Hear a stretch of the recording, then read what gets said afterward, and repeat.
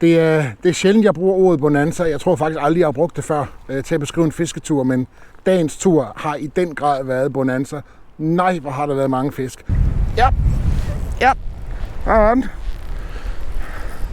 Yes! Ej, den er fin. Den er fin. Satan. Ej, den er stærk. Hold da op. Ja, der er den. Sådan. Sikke en tur. Sikke en tur. Åh, det er flot. Ud med dig igen.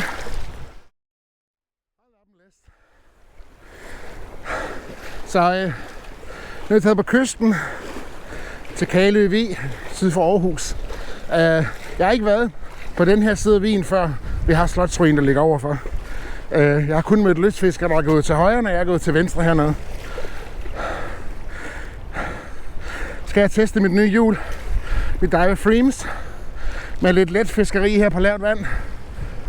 Se, hvordan det går.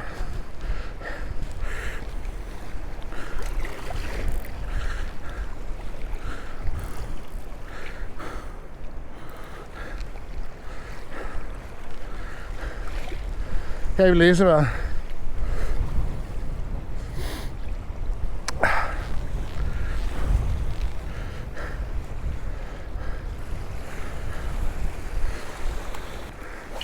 Jeg fisker med enkeltkrog, fordi jeg regner med, at jeg skal fikse det på meget lavt vand. Min eller maksimum en meters dybde, men nok kun en halv. Og så vil jeg ikke miste blinket ved, at det hele tiden kan hænge fast i bundvegetationen.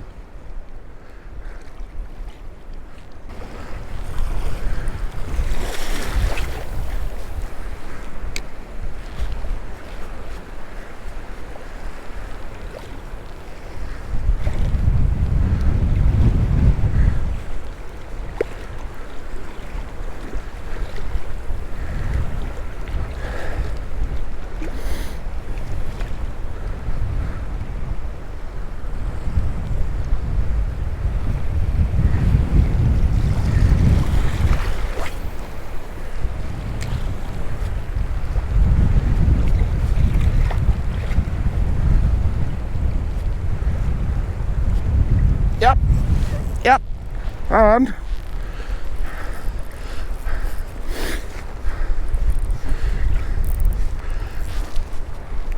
Ja.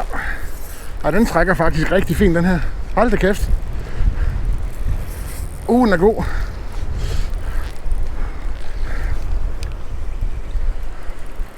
Den trækker rigtig fint.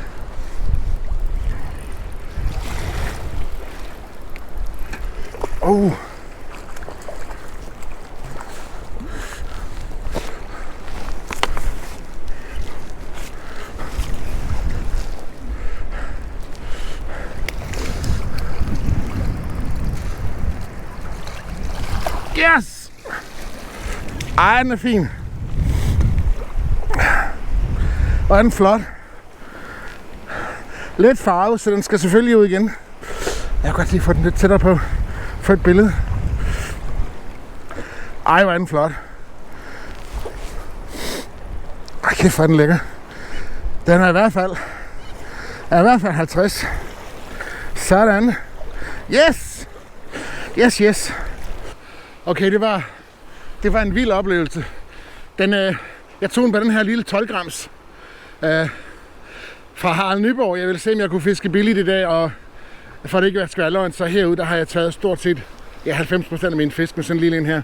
Men jeg slukkede kameraet, fordi der gik simpelthen kluder i line og ledning og nette. Og desværre så knækkede linen, da jeg prøver at få fisken af. Og jeg er lidt bange for, at krogen sidder i fisken. Jeg ved det simpelthen ikke, fordi jeg kan ikke se det her i vandet. Det er noget rigtig men man er en flot fisk. Jeg fik slet ikke målt den af vejen eller noget. Det er også lige meget for den skulle ud, for den var lidt farvet, og det skal de alle sammen nu. Det er jo sæsonen. Men i hvert fald en halv meter og en fed fight. Så små blink kan bare noget. Små gennemløbere. Og især her om vinteren, der er det virkelig gul og lyserødt, der kan noget i hvert fald for mig. Så nu går jeg videre deroppe af. Det var kun, jeg har kun kastet en 7-8 gange. Og det var faktisk lige her, jeg ville starte stykket, men jeg skal en halv kilometer derude nu, så nu bliver jeg lige her, så jeg kan finde stimen. Så er jeg ved at være rækket op igen. Et lille trick, når man fisker med gennemløber, det er, at når nu man har fået linen på, ej hvor det blæser, og hvor er det koldt, det er at få sin perle ind over og låse de to liner sammen, sådan her. Sådan der. Fordi så hænger krogen mere lige. Så når man har lås, kan man så klippe spidsen af her. Sådan. Hvis ikke man gør det, så kan man godt risikere, at linen eller krogen den sidder skævt, når man fisker. Så det er sådan en smart grej-forhandler har lært mig at gøre det. Så er vi i gang igen. Så inden jeg går videre, så går jeg lige ud samme sted, så jeg kan finde de andre. Det var en god fight. Det var helt fantastisk. God stærk vinterfisk på vej op i åen. Og det skal den selvfølgelig have lov til, når den er farvet.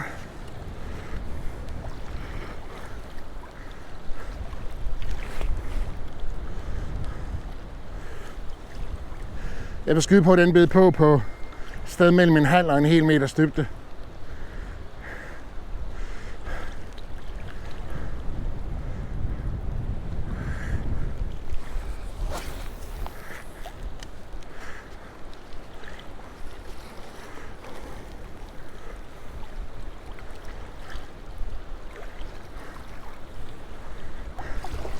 I et spinstop.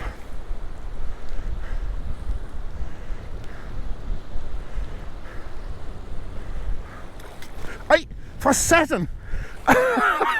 Den bød lige da jeg hævde blink op af vandet. Undskyld, jeg bandede.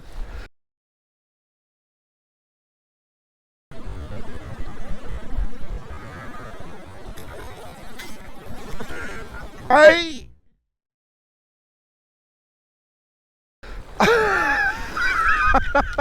Et chok.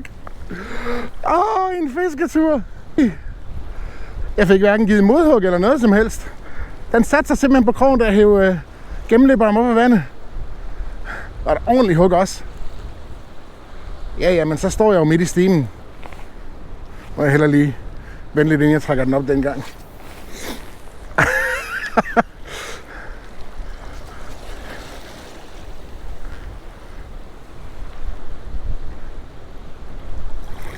Ja. Jeg skulle have gået til højre noget før. Nede ved Skillevejen, i stedet for at gå til venstre og fiske samme sted, som jeg plejer.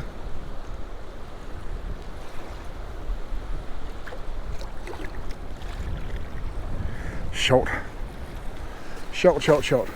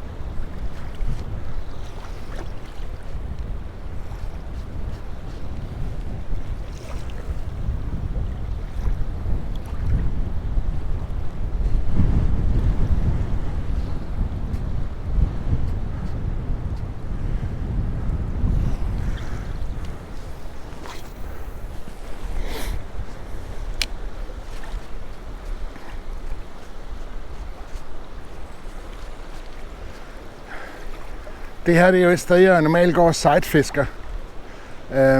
På rigtig lavt vand. Hvor man kan se fiskene langt væk. Hvis man holder godt øje og har et par gode polaroidbriller på. Men i det her vejr, der kan jeg ikke se en pind. Jeg kan faktisk dårligt nok se bunden foran mig. Og det er også derfor, jeg fisker med de meget lyse farver her. Jeg må gerne have et fiskene ser mit navn.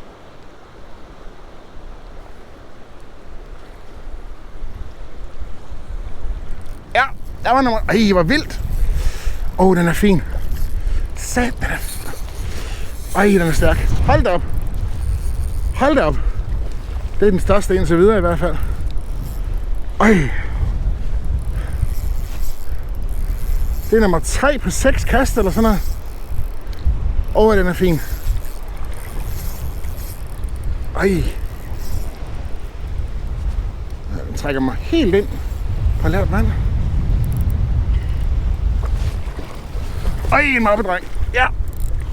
Ja.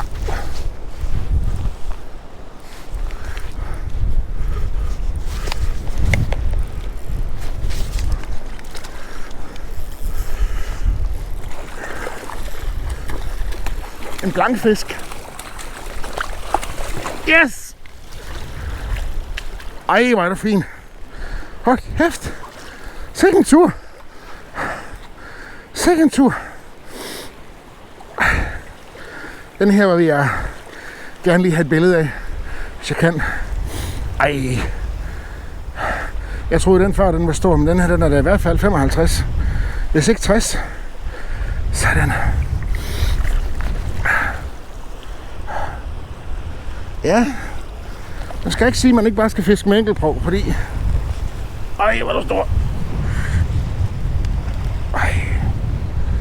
Prøv lige at se. Ej, hvor er den flot. Halerodet er der. Ordentligt er stort. Ej, der får jeg simpelthen ikke afkrog herude. Den får jeg simpelthen ikke afkrog herude.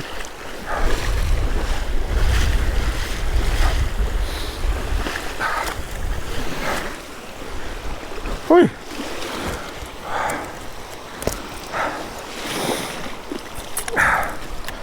Ja, kammerat. Ja.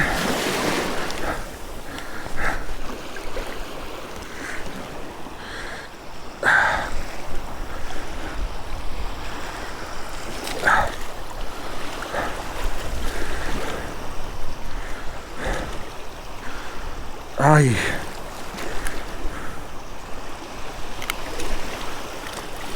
Sådan. Ikke en monster. Og er du flot. Ud med dig igen.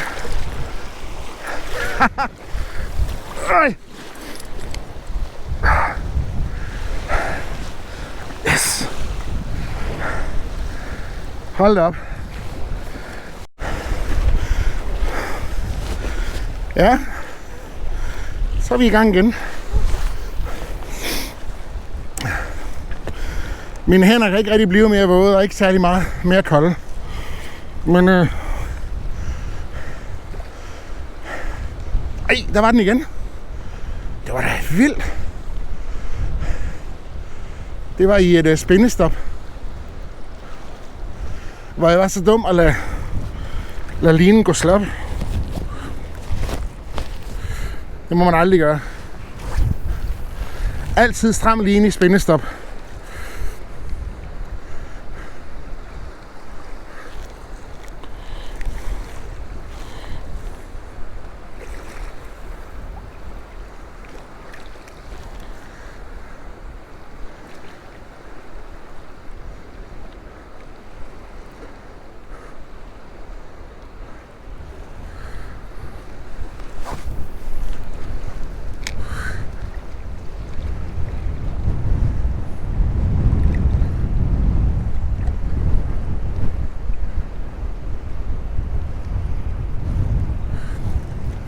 Det er så vildt at fiske, når man ved, at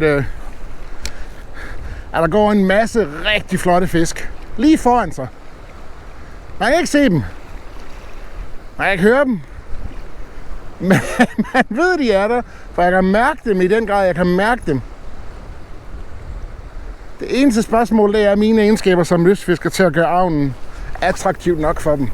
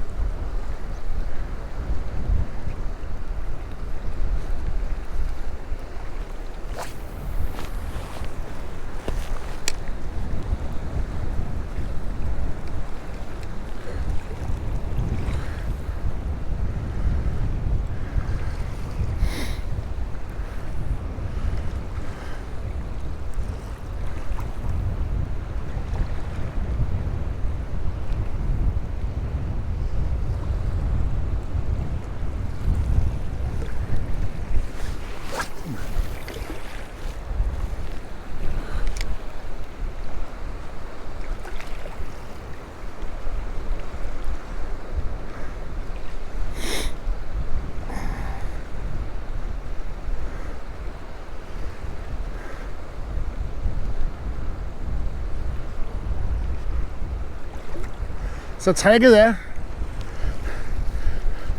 når man laver spinstop, som jeg gør her, løfter jeg lige stangen, så man kan se det. Det er at, i stedet for at stoppe helt, så sætte farten lidt ned. Måske løfte stangen, eller trække stangen, så man ved, at avnen falder. Men man har hele tiden kontakt med den, og det er det, der er hemmeligheden. Og det glemte jeg lige før, hvor jeg fik et ordentligt hug. Så det er straffen. Men så lærer man det jo. Man skal ikke gøre det så mange gange, før man ved det.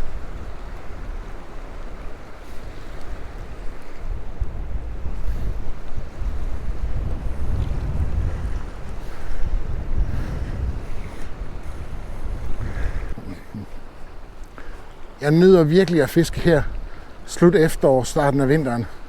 Det er for mig den absolut bedste tid at fiske havørred på. Man behøver ikke stå super tidligt op, som man gør om sommeren. Jeg er ikke så meget til nattefiskeri. Så det her med at stå i vandet, hvor man fisker helt tæt på land, man kan få nogle rigtig fine fisk, inden de kommer op i åen. Og er man lidt mere heldig om vinteren, kan man få nogle overspringere. Det er simpelthen bare det bedste tidspunkt af året.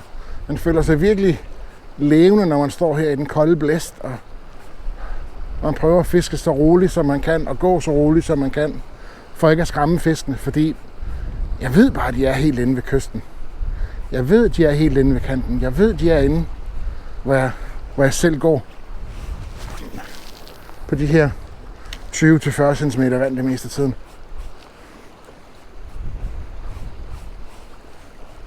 Så det er bare med at komme ud og nyde det, inden der kommer for meget sne og is igen.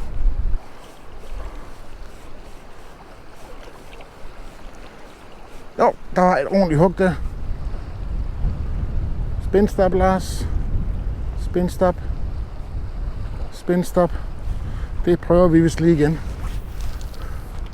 Samme sted.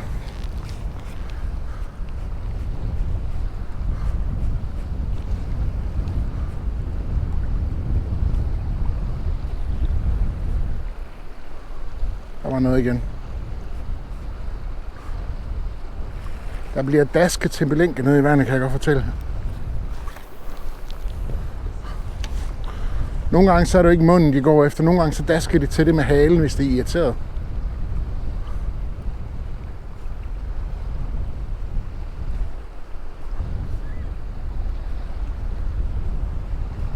Kom så. Kom så.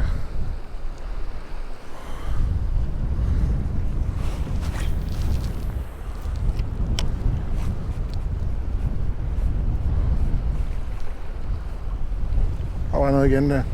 Ja, der er den. Sådan. Yes, yes, yes, yes. What a day, what a day, what a day. Oh. Og jeg har endda skiftet blink til noget så traditionelt som en rød og sort flipper. Og den er lidt mindre.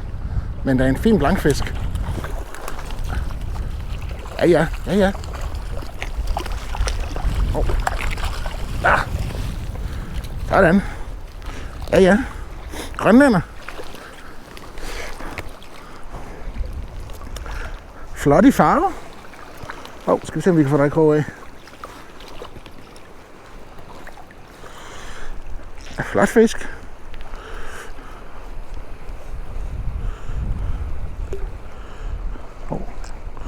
Det skal jeg vist lige have en krogløser til.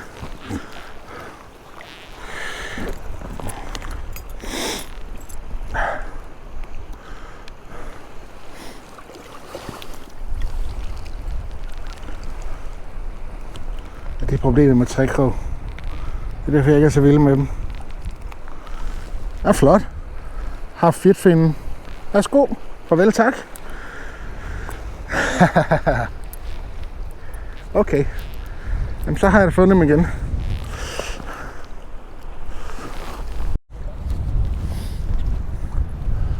Ja.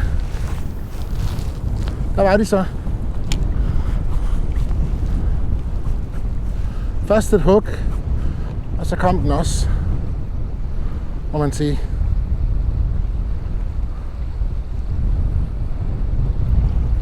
Så man kan jo fiske med alle slags fiskeudstyr, fra billigt til dyrt. Men en af fordelene ved at have en god stang, der er lidt flex i, det er altså, at man kan bedre mærke, når fiskene de skubber eller hugger til blink og spinner.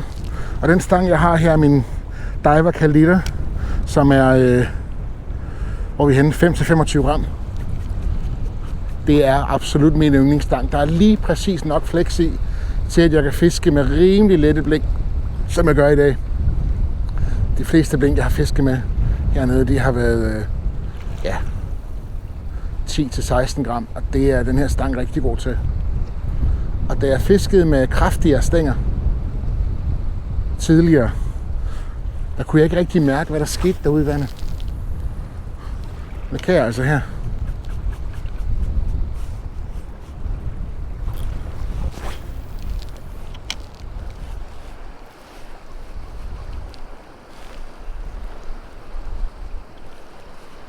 Ja! Og den huggede ikke engang først, den kom bare bid på. Sådan. Og den er ved samme størrelse som den anden. En lille undermåler. Grønlænder. Ja. Ja.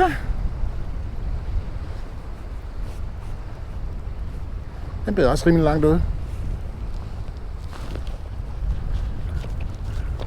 Ej, den var da et noget mindre.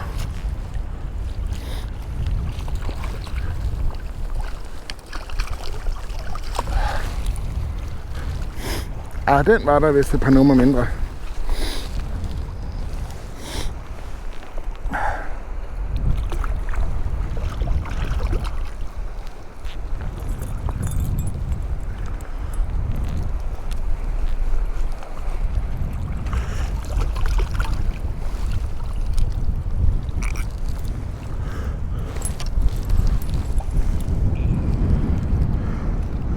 Går aldrig hjemmefra uden en krogtang. Det er mit råd. Og sørg for, at den er tæt. Eller den sidder tæt på, især her om vinteren, så man ikke skal stå og rode i lommerne. Ej, for pokker det.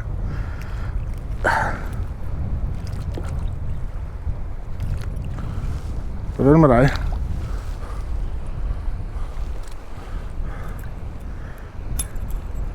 Lystfiskerens bedste ven. Krogtang. Og lineklipper. Jeg ved ikke, om kameraet i øvrigt fangede det, men der kom lige en havørred med fuld knald hernede foran mig. Og det var ikke den, jeg lige har fanget.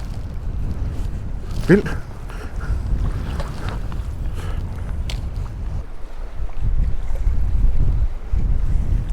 Begge de fisk, jeg lige har fanget, undermålerne her, hvad har de været? 25 og et par 30 cm. De er fra i år. Når havørrederne bliver i åen, det vi kalder bækørred, så vokser de ikke særlig hurtigt. Når de først kommer ud i havet, kan de godt tage 30 cm på en sæson.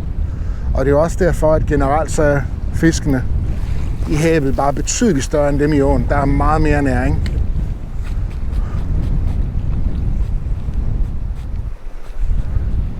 Større byttedyr og mange flere byttedyr. Under normale omstændigheder. Jeg må indrømme, som det går med ildsvind lige nu, så må vi se, om det fortsætter. Jeg har haft en teori om, at grunden til, at mit åfiskeri har været så fantastisk, som det har været i år, det kan man se på nogle af de andre videoer, jeg har lagt på YouTube. Det har virkelig været et godt år. Og en af mine teorier er, og det er bare min egen lille lommeteori, det er, at havmiljøet har været så pokkers elendigt over det meste af Danmark, at mange havørreder der svømmer op i åerne tidligere, end de plejer, fordi der har været mere ilt. For jeg har lagt mærke til, at åfiskeriet for mig i år, sæsonen plejer først at starte hen imod efteråret, men allerede i sommer var fiskeriet i åerne virkelig godt. Selvfølgelig var min egen teori, jeg har ikke stået på mål for den, men jeg tror simpelthen forholdene i åerne og vandløbene nogle steder har været bedre end i havene. Selvom begge dele jo er påvirket af hvad der bliver hældt ud på markerne.